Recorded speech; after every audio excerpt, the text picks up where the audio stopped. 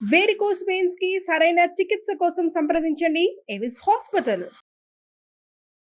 నమస్కారం, welcome to Suman TV. నేను గీతాంజలి. ప్రస్తుతం మనతో పాటు బాబా శ్రీ సదానందగిరి ఉన్నారండి. వారి వయసు 109 సంవత్సరాలు. అయితేనే ఇప్పటికీ ఆయన స్టిల్ యంగ్ లాగా కనిపిస్తారండి. ప్రత్యేకంగా చెప్పుకోవాలి, సనాతన ధర్మం పైన ఆయనకున్నటువంటి పట్టు కావచ్చు. ఇప్పుడున్న యంగ్ జనరేషన్ ఏం నేర్చుకోవాలి మన సనాతన ధర్మం నుంచి, దాంతోపాటుగా వాళ్ళ జీవన శైలి ఏ విధంగా ఉండాలి, హెల్దీగా మన లైఫ్ స్టైల్ ఉండాలంటే మన లైఫ్లో ఏవేవి మనం మార్చుకోవాలి, ఏ విధంగా ఉండాలనేది ఇప్పుడు వారు చెబుతూ ఉంటారు. ఇలా ఎందరికో ఆదర్శంగా ఉన్నారు. ఇప్పటికీ అంటే ఈ 109 సంవత్సరాల్లో కూడా హిమాలయాలకు వెళుతూ ఉంటారు. అక్కడ సాధన చేసుకోవటం కానీ, అలాగే వారి గురువు గారిని కలిసి రావటం కానీ, అలాగే ప్రతి ఒక్క రాష్ట్రంలోనూ వారు సంచరిస్తూ ఉంటారు. అక్కడ ఎన్నో దేవాలయాల దగ్గర వారు మనకు కనిపిస్తూ ఉంటారు. అలా ప్రస్తుతం తెలుగు రాష్ట్రాల్లో వారు ఉన్నారండి. వెంటనే సంప్రదిస్తే తప్పకుండా వస్తామన్నాం. వారిని ఆహ్వానించాం సుమన్ టీవీ స్టూడియోకి. మనతో పాటు ఉన్నారు గురువుగారు. వారితో మాట్లాడదాం. గురుగారు నమస్కారం అండి. ఎలా ఉన్నారు? మా పేర్ల సదా ఆనందగిరి. సంతోషంగా ఉన్నారు. అసలు నాకైతే ఎంత ఆశ్చర్యంగా ఉందో, 109 సంవత్సరాలు మీకు ఎంత యాక్టివ్గా, ఎనర్జెటిక్గా, చక్కగా మాట్లాడుతూ, చకచక అటు ఇటు తిరుగుతూ, భలే పలకరిస్తూ, నిజంగా ఆశ్చర్యం అనిపిస్తుందండి. ఎలా ఉండగలుగుతారు ఇలా అని?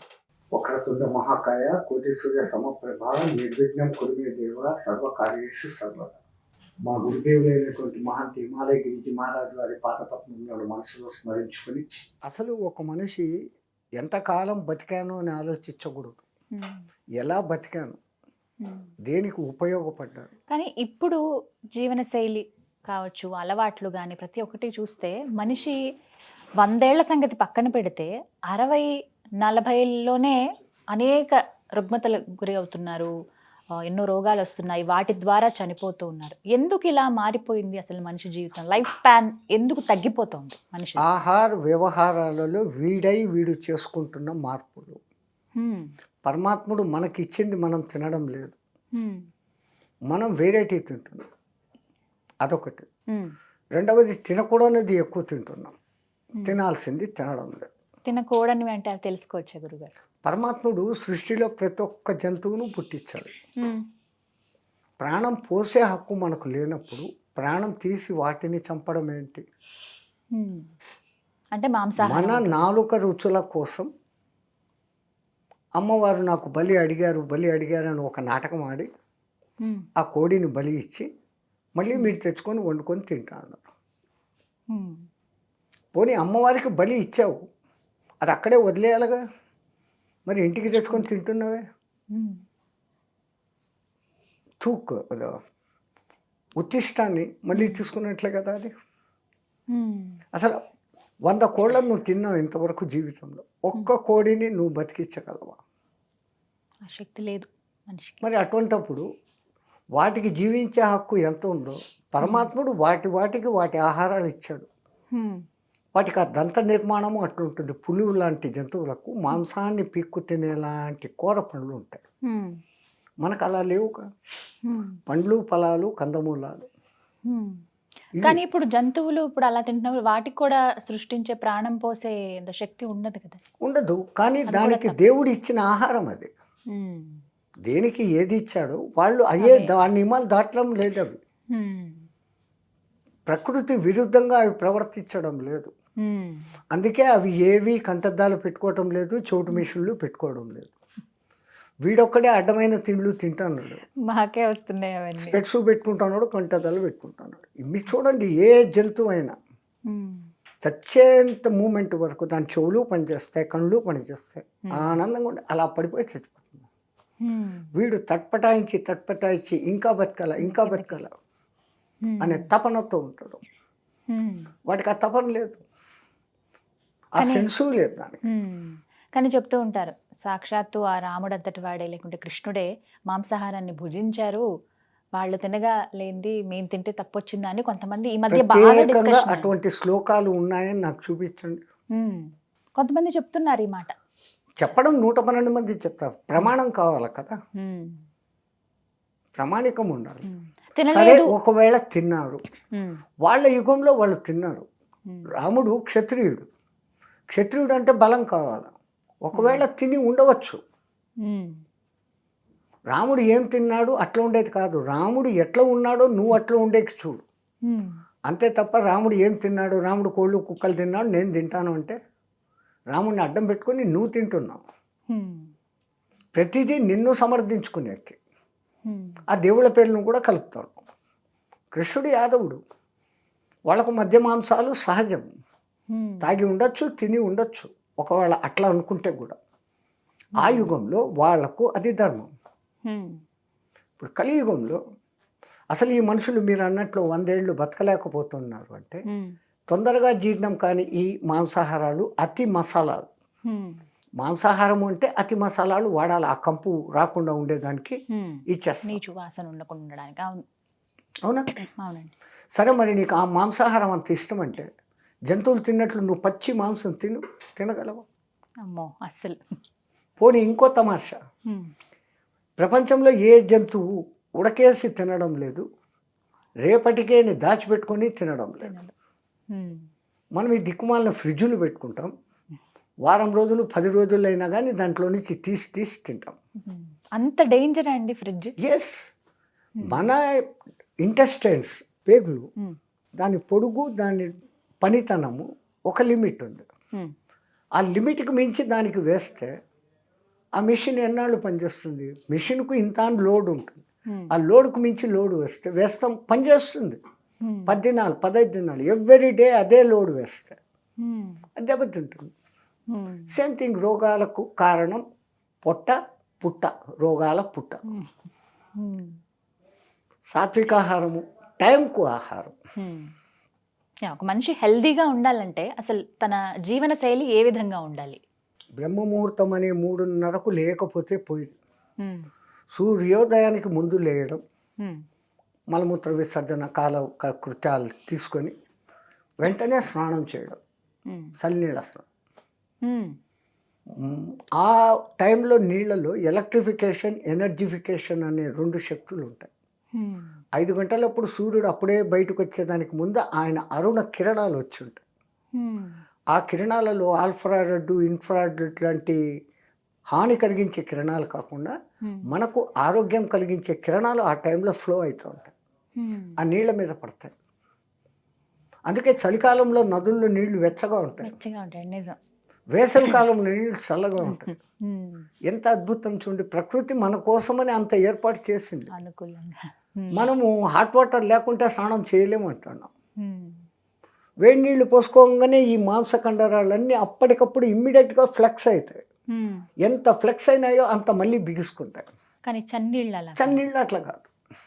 అందుకే ఉదయం పూట చన్నీళ్ళతో స్నానం చేస్తాం. తర్వాత చేతనైంది ఎవరైనా గురువు చెప్పిన మంత్రం లేదు, మనకు తెలిసిన శ్లోకాలు, ఇది ఏదీ లేదు. లోకా సమస్తాని సుఖినో భవంతు, సర్వే జనం సుఖినో భవంతు, అది కూడా చెప్పాల్సిన పని లేదు. మీ నిత్య కార్యకర్తలు మీరు చూసుకోండి. అల్పాహారం తినడం మానేసి ఓ 9:30-10 గంటల ప్రాంతంలో భోజనం. ఉదయం అండి గురుగారు. సాయంత్రం 7 గంటలప్పటికి సూర్య అస్తమికి ముందులోనే మళ్ళీ ఒకసారి భోజనం. తో ఈ పొట్టకు గ్యాప్ బ్రహ్మాండంగా దొరుకుతుంది. భోజనం అంటే అవి ఏవి తీసుకోవాలి ప్రధానంగా? ఈ దక్షిణాది వాళ్ళు ఎక్కువ రైస్ తింటాం. మీరు రైస్ ఇంత తింటారు, సబ్జీ ఇంత పెట్టుకుంటారు, సబ్జీ కాయగూరలు ఇంత పెట్టుకుంటారు. మేము కాయగూరలు ఇంత తింటాం, రోటీ 2-3 తింటాం. దాంట్లో బాగా విటమిన్స్, మినరల్స్ అన్నీ ఉన్నాయి, అవి మనం తీసుకోవాలి. ఉడకేసి తింటున్నాం, సగం పవర్ను చంపేస్తున్నాం. రైస్ ఇంత నీళ్ళు పోసి ఉడకపెట్టాం, మళ్ళీ ఆ నీళ్ళు కూడా వంచేస్తాం. దాంట్లో ఉన్న సమస్తము బయటికి పోయింది, జస్ట్ కార్బోహైడ్రేట్స్ ఉంది, అది మట్టుకు తింటున్నాం. మళ్ళీ నాకు ఈ బలం రావాలంటే ఎక్కడ? సెకండ్, అవి పాలిష్ బియ్యం వైట్ ఉండాలి, డబుల్ పాలిష్, ట్రిపుల్ పాలిష్ అంటారు. ఆ పొట్టులో ఉన్న శక్తి పోతా ఉంది. పాతకాలం ప్రజలు వరి దంచుతారు, అవి పై పొట్టే పోతుంది, వాటిని తీసేస్తారు. 1 పట్టు బియ్యం 3 లేయర్స్ ఉంటాయమ్మా. పై పొట్టు ఒకటి కాకుండా లోపల ఇంకోటి, లోపల ఇంకోటి, ఆ తర్వాత బియ్యం. మనం అన్నిటిని తొలగించేసి ఆ ఉత్త రైస్ తింటాను, ముడి బియ్యం ఎంత ఇంకా సరే ఉడకపెట్టడం అలవాటు అయిపోయింది. అది ఎంత ఉడకపెట్టాలనో అంత. ఇప్పుడు వచ్చిన ఈ కుక్కర్లు బక్కర్లు దాంట్లో ఉన్న సమస్తాన్ని చంపేస్తూ ఉంది. ఆ సూర్యకిరణాలు పడుతూ ఉన్నప్పుడు ఉడకపెట్టిన ఆహారం వేరే, మీరు ఇంటి లోపల కుక్కర్లో పెట్టింది వేరే. కానీ ఇప్పుడు అంత అవకాశం ఉండట్లేదు కదా గురుగారు. అపార్ట్మెంట్ కల్చరు, సిటీ లైఫ్, బయట లేదు, వండుకునేది మామూలుగా వండండి. అంటే గంజి వార్చేలాగా. గండి వాచేది కూడా లేదు. మీరు అంటారు అది లెవెల్ పెట్టి, అది ఇంకా ఉత్తమం. గంజి పోదు, అది కాస్త బలం ఉంటుంది. ఆ విధంగా 2 పూట్ల అన్నమే తినాలా, తినొచ్చు? అది ఇది మీ అలవాట్లు. నైట్ టైంలో సాధారణంగా తక్కువ తినాలి. ఈ మిషన్ 9 వరకు పనిచేస్తుంది. 9 వరకు నిద్రపోం, 5:30, 6కి తిన్నాం. మనకి నచ్చేది మాట్లాడేది, దోస్తు, సినిమా, పాడు, Pardes, what ever it may be, ఇవన్నీ చేసుకుంటాం. 9 లోపల ఫుల్ అయి రెస్ట్గా ఉంటుంది. అప్పుడు నిద్రపోతాం, ఇంకా రెస్ట్ తీసుకుంటుంది, యాక్టివ్ అవుతుంది. ఫినిష్. మళ్ళీ నెక్స్ట్ డే 10 o'clock అలా. మనం బాడీకి ఏం అలవాటు చేస్తే అది తీసుకుంటుందమ్మా. మనమే పొద్దున టిఫిన్ లేకుంటే నేను ఉండలేను అనేది మైండ్లో ఫెటప్ చేసుకున్నాం. కానీ బ్రేక్ఫాస్ట్ అనేది స్కిప్ చేయొద్దు, చాలా అనర్థం అది అని చెప్పి ఆధునిక పద్ధతులు కొన్ని చెప్తా ఉండరు. సో ఇప్పుడు మేము చెప్పిన బ్రేక్ఫాస్ట్కు భోజనానికి 1.5 hour తేడా. 8 o'clock you are taking breakfast. So extend it for to 1.5 hour, 9:30, 10. ఇది మా వైపు విధానం. మేము ఇక్కడ వచ్చి తిరిగినప్పుడు ఆ వాళ్లకు మేము కష్టం కలిగించలేము. నాకు ఈ రూల్స్, నాకు ఇట్లే కావాలా, ఏం లేదు. వాళ్ళు ఎప్పుడు వండి పెట్టినా, 2కి వండి పెట్టినా, మధ్యాహ్నంకి పెట్టినా, పొద్దున టిఫిన్ తెచ్చి ఇచ్చినా వాళ్ళ తృప్తి కోసం మేము తినేస్తాం. కానీ ఇలా మాత్రం అలవాటు చేసుకుంటే మంచిదని ఆ సిస్టంలో మేము 90 years వరకు అదే సిస్టమ్ మెయింటైన్ చేస్తున్నాం. యాత్రల్లో తిరుగుతున్నప్పుడు కూడా, గురుగారి దగ్గర ఉన్నప్పుడు మొదలైన 45 years, 1945 వరకు స్ట్రిక్ట్గా ఇదే రూల్ మా ఆశ్రమంలో. 45 తర్వాత బయటకు వచ్చి తిరగని మొదలుపెట్టినా కూడా అప్పట్లో ఇంత ఇది లేదు. ఆ జనాలకి భక్తి, వీడు ఇట్లా తింటాడు, ఏం స్వామి ఎన్ని గంటలకు మీకు పెట్టాలా అని అడిగేవాళ్ళు. అమ్మ మీకు వీలైతే ఈ టైంకి పెట్టాలని, అదే పెడతారు. టిఫిన్ ఇస్తారు దండిగా ఇంత, మేము చెప్తాం ఇంకొక గంట తర్వాత తింటామమ్మ, ఇదే మాకు భోజనం. సో మనం ఇంకోళ్ళకి ట్రబుల్ ఇవ్వకూడదు. ఇంకోళ్ళకి ట్రబుల్ ఉంటే తీర్చేదానికి అలవాట్లు అలా ఉండిపోయినాయి. మీ గురించి చెప్పండి గురువుగారు. మీరు పుట్టి పెరిగిందంతా ఎక్కడ, అసలు ఈ మార్గానికి ఎప్పుడు వచ్చారు మీరు? నేను 2 ఏళ్ళు పిల్లవాడుగా ఉన్నప్పుడు హరిద్వార్ మేళాలో మిస్ అయిపోయానంట మా గురుగారు చెప్తారు. నా పూర్వజన్మ సుకృత్ ఏం పుణ్యం చేసుకున్నాను నేను అవుడుసపోతూ ఉంటే మా గురుగారు తీసుకున్నారంట. కిస్కా బచ్చా అని అందరినీ ఎంక్వైరీ చేస్తున్నారు. మాకు తెలీదు అంట. అప్పట్లో మేళ 2-3 దినాలు. హరిద్వార్ ఇంత ఉండింది. ఇప్పుడు twin cities, Haridwar, Rishikesh twin cities, concrete jungle. అప్పుడు నిజం జంగల్ ఉండింది, పూర్తి అడవి. హరిద్వార్ ఋషికేశ్ మధ్య 18 kilometers. మేము అక్కడి నుంచి అక్కడికి పోవాలంటే ఒక 10-12 మంది తట్ట అది ఇది తీసుకొని పోవాలి. ఈ పులులు, అవి నక్కలు, అవన్నీ ఉంటాయి. అంత ఉండింది అప్పుడు. అట్లా సిస్టమ్. అలా గురువుగారికి మీరు దొరకటం. ఆ మహానుభావుడు నన్ను ఇట్లా ఆ కుండలిని యోగం నేర్పించడం, సాధనాలు కొన్ని. అంత చిన్నప్పటి నుంచి నేర్చుకున్నారండి? మీకు ఎంత వయసు అప్పటి నుంచి? 4-5 ఏళ్ళప్పటి నుంచే నేర్చుకున్నారండి? నేను 2 years దగ్గర ఆయనకి దొరికినాను. అప్పటి నుంచి ఆ పెరిగినప్పుడు ఆయన్నే దాదా అనేవాడిని. అసలు నా భాష ఏంటో కూడా తెలీదు. మరి తెలుగు ఎలా వచ్చింది మీకు? అన్ని ఇప్పుడు ఇక్కడ తిరుగుతాం కదా, ఎస్పెషలీ మాకు సౌత్లోనే ప్రాబ్లం. మిగతా ఎక్కడైనా కానీ హిందీ నడుస్తుంది. ఇక్కడ మెట్రో సిటీస్ కొన్ని ఏరియాల్లో తెలంగాణలో ఆ ఉర్దూ ఉండబట్టి, ఉర్దూ హిందీ దగ్గర కాబట్టి ఇక్కడ నడుస్తుంది. తో డీప్ ఆంధ్రాలోకో తమిళనాడులోకో పోతే వాళ్ళు వాళ్ళ తమిళ్ తప్ప వేరే మాట్లాడరు, మలయాళం తప్ప వేరే మాట్లాడరు, కన్నడ తప్ప వేరే మాట్లాడరు. అదేమో అంటారు necessary is mother of invention అని. నా అవసరం, నా భావాలు వాళ్ళకు పంచుకోవాలా. అసలు నేను ఎక్కడికి పోవాలా, ఎక్కడ రావాలా అని క్వశ్చన్ వేయాలంటే వాళ్ళ భాషలో అడిగితే చెప్తారు. ఫోర్స్, రెండవది మా గురు కటాక్ష, మ్మ్. నేర్చుకోవాలనే పట్టుదల. ఎన్ని భాషలు వచ్చండి మొత్తం మీకు? ఏదో ఆ టైంకి అట్లా అట్లా నడుపుతాం. గొప్ప తెలుగు, చెప్పుకునేకి హిందీ, కాదు. ఇంగ్లీష్, మలయాళం, హిందీ కన్నడ, మాది తమిళ్. మాతృభాష. మ్మ్. ఇంగ్లీష్ చదివిన చదువు. మ్మ్. ఏం చదువుకున్నారు? బిఏ 1936 ఎక్కడ చదువుకున్నారు? అస్సాం అస్సాంలో. గౌహతిలో మ్మ్. సర్ జకారియా కాలేజ్ అని అప్పట్లో ఉండేది, ఇప్పుడు లేదు. మ్మ్. ఒక రాజుగారు అక్కడ పెట్టినారు అది. మ్మ్. అక్కడ మా గురువు గారి అంతేవాసి, అంటే చెల, ఇంకొక చెల, మ్మ్. అక్కడ ఆశ్రమం ఉండేది. మ్మ్. మా గురువుగారు మాకి అక్కడ పంపినారు. మ్మ్. ఆ మహానుభావు దగ్గర మా గురువు రాకలు పోకలు, మేము సెలవులు ఇక్కడికి రావడం పోవడం. మ్మ్. చిన్నప్పటి నుంచి అదే ఆశ్రమం బతుకు, అదే మంత్రాలు భజనలు, మ్మ్. ఆ ఆశ్రమం తిండి. మ్మ్. అంటే బయట ప్రపంచం అసలు ఎప్పుడు చూడలేదా అక్కడి నుంచి? సన్యాసం తీసుకొని మొదటిసారి చార్ధామ్ దర్శనం చేయి అన్నంత వరకు అస్సాం టు మా రుద్రప్రయాగ్ తప్ప రెండవది ఏది తెలియదు. హా. చార్ధామ్ దర్శనం చేయన్నారంటే బడా చార్ధామ్, Hmm. బద్రి, రామేశ్వరం, ద్వారక, మ్మ్. అది. మ్మ్. ఆ లైన్ పూరి. మ్మ్. పూరి, మ్మ్. ఆ 4 క్షేత్రాలు తిరిగినప్పుడు ఓహో ఇన్ని భాషలు ఉన్నాయి, ఇన్ని ఆహారపు అలవాట్లు ఉన్నాయి, ఇంతమంది ఇన్ని మనుషులు. పూజా విధానాలు ఉన్నాయి, మ్మ్. మేరా భారత్ మహాన్. అప్పుడు అర్థమైంది. అప్పుడు మీ వయసు ఎంతండి? జస్ట్ డిగ్రీ కంప్లీటెడ్ 7 years, 27, మ్మ్. 28 ఉండొచ్చు. అప్పుడు అనిపించలేదా ఇంతమంది ఇంత చక్కగా హ్యాపీగా గడుపుతున్నారు, మంచి మంచి బట్టలు వేసుకుంటున్నారు, లోక అది సంబంధమైన వాటితో చెప్తున్నానే, ఉన్నారు? ఆ 2 ఏళ్ళు నుంచి ఈ ఆశ్రమం భజనలు పూజలు ఇదే. మ్మ్. ఇంకా ఆ వింతగా లోకం లేదు. అనిపించారా అందరూ రెండవది చూసినప్పుడు? మా గురువు ఒకటే మాట చెప్తారు, ఎవరు కనపడినా ఫిమేల్ జెండర్ కనపడితే మాత, మ్మ్. మేల్ జెండర్ కనపడితే స్వామి. మ్మ్. ఈ రెండే ఉచ్చారణ. మ్మ్. ఒక్కసారి మాతృభావన అన్నప్పుడు ఇంకో భావన వచ్చేకి లేదు. మ్మ్. సాధనలో కూడా ఆ కామ ప్రకోపము, ఆ భావన అనేది రాని సాధనలు కొన్ని ఉంటాయి, కొన్ని ఆసనాలు వగైరా వేయిస్తారు. మ్మ్. బలవంతంగా అంచుకోవడం కాదు, అంటే న్యాచురల్ అది. మ్మ్. బట్ విల్ పవర్ మనకుంటే నథింగ్ విల్ హ్యాపెన్. మ్మ్. మీకు ఏమనిపించింది, ఎందుకు ఈ మార్గం నేను తీసుకోవాలి అని ఎప్పుడు మీరు నిర్ణయించుకున్నారు? ఏ నేను వయసులో? నిర్ణయమే తీసుకోలేదు, ఆ అవకాశం కూడా లేదు. జరిగేదంతా అట్లే జరుగుతుంది. ఆ. నేను డిగ్రీ అయిపోయి మా గురువు దగ్గరికి పెట్టినప్పుడు ఆయన అన్నాడు, ఎక్కడైనా ఉద్యోగం చేసుకోపో అని. మ్మ్.